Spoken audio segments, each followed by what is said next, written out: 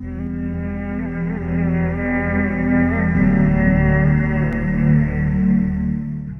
ونصلي على رسوله الكريم اما بعد اللهم صل على محمد وازواجه امهات المؤمنين وذريته واهل بيته كما صليت على ابراهيم انك حميد مجيد۔ محترم ناظرین سامعین، السلام علیکم ورحمۃ اللہ تعالی وبرکاتہ۔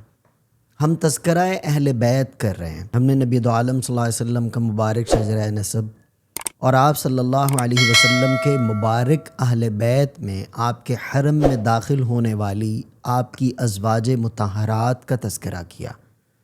حضرت سیدہ خدیجۃ الکبریٰ رضی اللہ تعالی عنہا سے لے کر حضرت زینب بنت جحش رضی اللہ تعالی عنہا تک ہم نے بات کی۔ مختصر ان کا تعارف اور انہوں نے نبی دو عالم صلی اللہ علیہ وسلم کے ساتھ کتنا وقت گزارا، اس کی تفصیل ہم نے مختصر بیان کی۔ 8ویں نمبر پر آپ علی نبینا علیہ السلام کے حرم اطہر میں داخل ہونے والی خاتون حضرت جویریہ بنت حارث رضی اللہ تعالی عنہا ہیں۔ حضرت جویریہ رضی اللہ تعالی عنہا قبیلہ بنی مصطلق کے سردار حارث بن زرار کی بیٹی ہیں۔ آپ رضی اللہ تعالی عنہا کا پہلے بھی ایک نکاح ہوا مسافر بن صفوان کے ساتھ، جو غزوہ مرسیع میں مار دیا گیا، قتل کر دیا گیا۔ مسلمانوں کو اس غزوے میں فتح ہوئی اور مسلمانوں کے ہاتھ یعنی صحابہ اکرام رضی اللہ تعالی اجمعین کو جو وہاں سے مال غنیمت ملا، اس میں کچھ لونڈیاں بھی آئیں، یعنی کچھ عورتیں بھی اس قبیلے کی لائی گئیں۔ ان عورتوں میں ایک عورت حضرت جویریہ بنت حارث بھی تھیں رضی اللہ تعالی عنہ۔ جب مال غنیمت کی تقسیم ہوئی تو حضرت ثابت بن قیس رضی اللہ تعالی عنہ کے پاس حضرت جویریہ گئیں۔ تو یہ سردار کی بیٹی تھیں، تو صحابہ اکرام رضی اللہ تعالی اجمعین کے کہنے پر نبی دو عالم صلی اللہ علیہ وسلم نے حضرت ثابت بن قیس رضی اللہ تعالی عنہ کو حضرت جویریہ رضی اللہ تعالی عنہ کی رقم ادا کی، اور آپ صلی اللہ علیہ وسلم نے حضرت جویریہ رضی اللہ عنہ کو ان سے لے کر آزاد کیا، اور پھر ان کے دل جوئی کے لیے اور اسلام کی اشاعت کے لیے، تاکہ اس قبیلے کے مزید لوگ بھی اسلام کی طرف متوجہ ہو جائیں، یہ حکمت تھی نبی علیہ السلام کی تمام تر تقریباً نکاحوں میں، اور یہ اللہ رب العزت کی منشا تھی۔ تو حضرت جویریہ رضی اللہ تعالیٰ عنہ کے ساتھ نبی دو عالم صلی اللہ علیہ وسلم کا عقد مبارک ہوا۔ آپ کا نکاح حضرت جویریہ رضی اللہ تعالیٰ عنہ کے ساتھ ہوا۔ آپ صلی اللہ علیہ وسلم کے حضرت جویریہ رضی اللہ تعالیٰ عنہ کے نکاح کے بعد قبیلہ بنی مصطلق کی جتنی بھی لونڈیاں یا جتنے بھی غلام تھے وہ تمام تر آزاد کر دیے گئے تھے۔ حضرت جویریہ بنت حارث رضی اللہ تعالیٰ عنہ کا انتقال تقریباً 56 برس کی عمر میں ہوا، 50 ہجری میں، اور آپ کا بھی مدفن جنت البقیع ہی بنا۔ 9ویں نمبر پر آپ علیہ نبینا علیہ السلام کے حرم اقدس میں شامل ہونے والی داخل ہونے والی خاتون حضرت ام حبیبہ رضی اللہ تعالی عنہ ہیں۔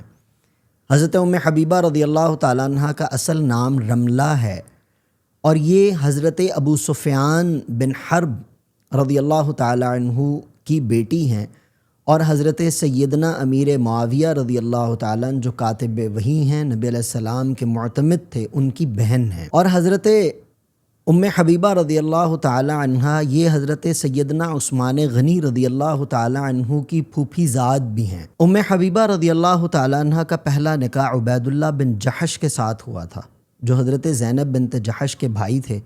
عبید اللہ بن جحش اور حضرت سیدہ ام حبیبہ رضی اللہ تعالیٰ عنہ نے ان دونوں نے مل کر حبشہ کی طرف ہجرت بھی کی تھی۔ عبید اللہ نے اسلام چھوڑ کر مسیحیت، عیسائیت اختیار کر لی تھی، تو آپ رضی اللہ تعالیٰ عنہ نے پھر ان سے علیحدگی کر لی، کیونکہ مسلمان عورت اور مسلمان مرد اگر دونوں نکاح میں ہوں، کوئی ایک بھی ان میں اسلام چھوڑ دے تو نکاح ختم ہو جاتا ہے۔ حبشہ کے اندر ہی رہتے ہوئے عبید اللہ کا انتقال بھی ہو گیا۔ پھر وہیں حبشہ میں حضرت نبی دو عالم صلی اللہ تعالیٰ علیہ وسلم نے اپنے قاصد عمر بن امیہ کو حبشہ کے بادشاہ یعنی نجاشی کے پاس بھیجا اور پیغام نکاح دیا حضرت ام حبیبہ رضی اللہ تعالیٰ عنہ کا۔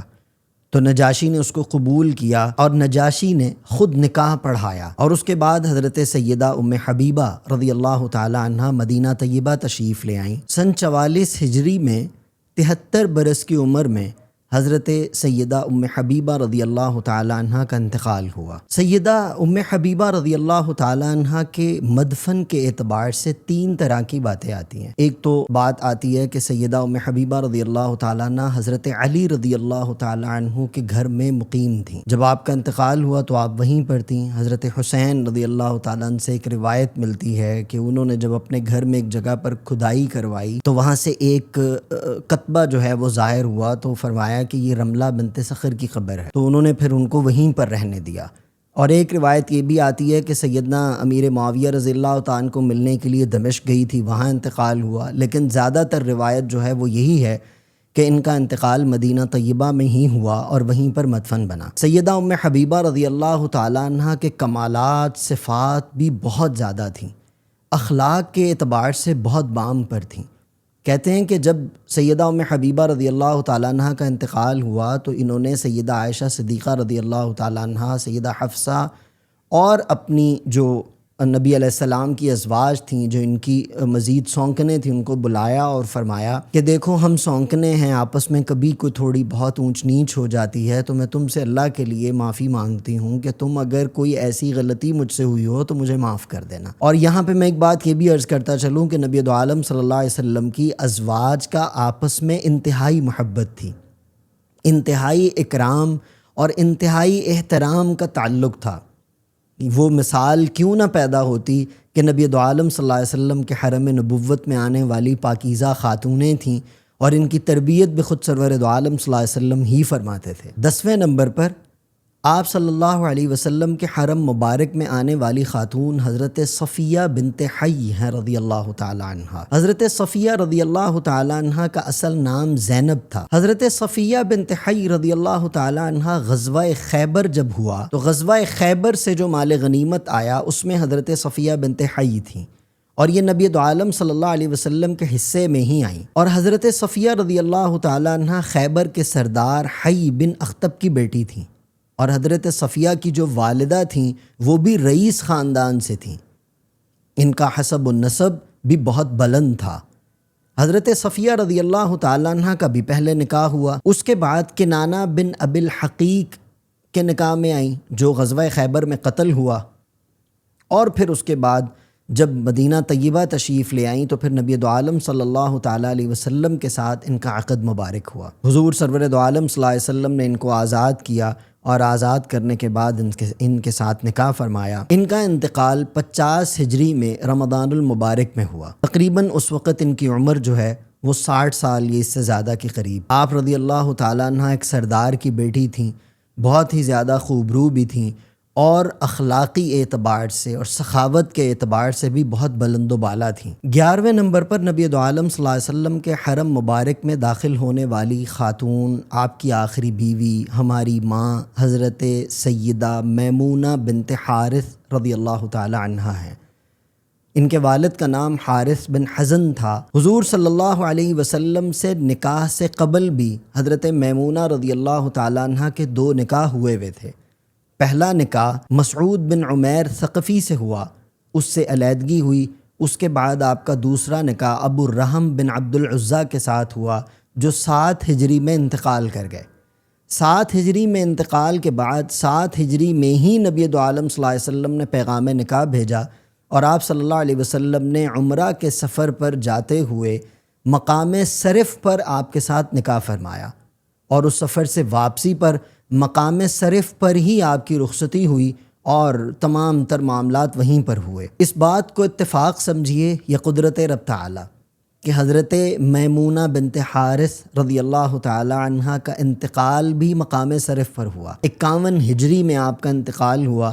حضرت عبداللہ بن عباس رضی اللہ تعالی عنہ نے آپ کا جنازہ پڑھایا اور آپ کی تدفین فرمائی گئی۔ یہ 11 ہماری مائیں ہیں جن ماؤں کی تقدیس، جن کی تطہیر کے اندر کوئی شک و شبہ نہیں۔ اللہ تعالیٰ نے قرآن کریم میں سورہ احزاب میں فرمایا النبی اولیٰ بالمؤمنین من انفسہم وازواجہ امہاتہم، مومنین کی مائیں ہیں، نبی دو عالم صلی اللہ علیہ وسلم کی گھر والیاں، نبی علیہ السلام کے حرم اقدس میں شامل ہونے والی عورتیں ہماری مائیں ہیں، اور جو شخص اپنی ماؤں کی بے حرمتی کرتا ہے، اور جو شخص اپنی ماؤں کی بے حرمتی کرتا ہے، اپنی ماؤں کے بارے میں کوئی بھی کینہ، بغض، عداوت رکھتا ہے، وہ اللہ کی نظر سے گر جاتا ہے۔ ایسے منافق اور ایسے کمینے کا ٹھکانہ کبھی جنت نہیں ہو سکتا۔ یہ شخص اسفل سافلین میں داخل کیا جائے گا، جہنم کے آخری حصے میں اس کو پھینکا جائے گا، کیونکہ یہ ایک بہترین منافق ہوتا ہے۔ اللہ رب العزت ہمارے دلوں کو ازواج مطہرات، اپنی ماؤں کے اور اہل بیت اطہار کی تمام خواتین کے اعتبار سے پاکیزہ، صاف اور پاک رکھے، اور ہمارا حشر بھی اللہ رب العزت ان پاکیزہ ہستیوں کے ساتھ فرمائے۔ انشاءاللہ اگلے حصے میں ہم نبی دو عالم صلی اللہ علیہ وسلم کی اولاد کے اعتبار سے بات کریں گے۔ وآخر دعوانا الحمدللہ رب العالمین۔